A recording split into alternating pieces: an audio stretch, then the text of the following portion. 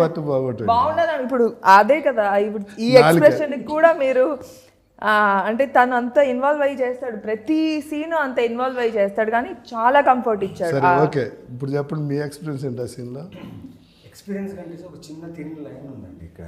ఏంటంటే మీరు సీరియస్గా మాట్లాడుతుంది, మామూలుగా చెప్పండి. సీరియస్గానే సార్, మామూలుగా అంటే ఇలాంటి ఇంటిమేట్ సీన్ చేసేటప్పుడు కో యాక్టర్కి మనం కంఫర్టబుల్గా పెడితే ఆబ్వియస్లీ డైరెక్టర్ అనుకున్న ఎమోషన్ని కరెక్ట్గా కెమెరా క్యాప్చర్. మీ ఇద్దరు కూడా సీన్ ఉంటుంది తగ్గేదిలో సీన్ ఉండింది.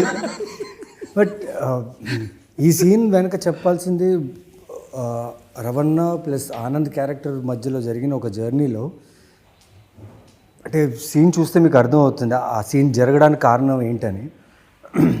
బట్ నేను ఆ పుషప్స్ అవన్నీ చేయడానికి కారణం ఏంటంటే వీడికి ఈ క్యారెక్టర్కి ఒక ప్రాక్టీస్ ఉంది, వర్కౌట్ చేస్తాడు.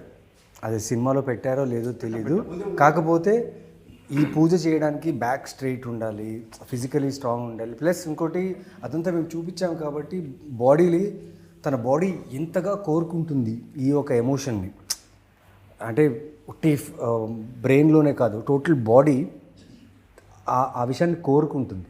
అలాంటి సిచ్యువేషన్లో ఆ క్యారెక్టర్కి వెళ్ళిపోయింది.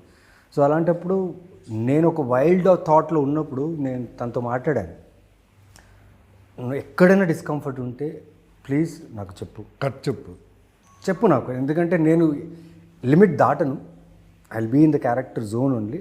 డిస్కంఫర్ట్ ఉంటే చెప్పాను. ఆ క్యారెక్టర్ లిమిట్ దాటి క్యారెక్టర్గా నా క్యారెక్టర్ దాటకూడదు, నా క్యారెక్టర్ లిమిట్ దాటి క్యారెక్టర్ లిమిట్ దాటే. బట్ యాజ్ నవీన్, యాజ్ దివి ఆ సీన్ చేసేటప్పుడు నేను ఆ క్యారెక్టర్లో ఉండే నవీన్ ఉండకూడదు కదా క్యారెక్టర్లో. అవును సార్, నవీన్ ఉండడు సార్.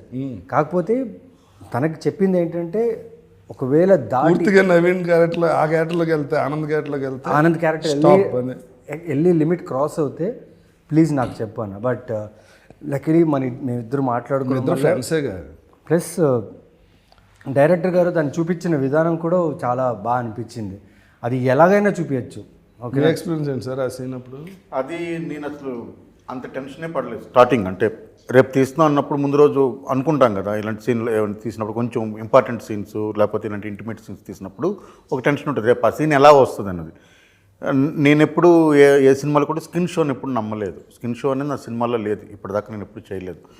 అది చేసినా సరే అది స్కిన్ షోగా ఉండకూడదు, అంటే చూస్తే ప్లెజెంట్గా ఉండేటట్టుగానే ఏదైనా చేయాలని అనుకున్నాను నేను.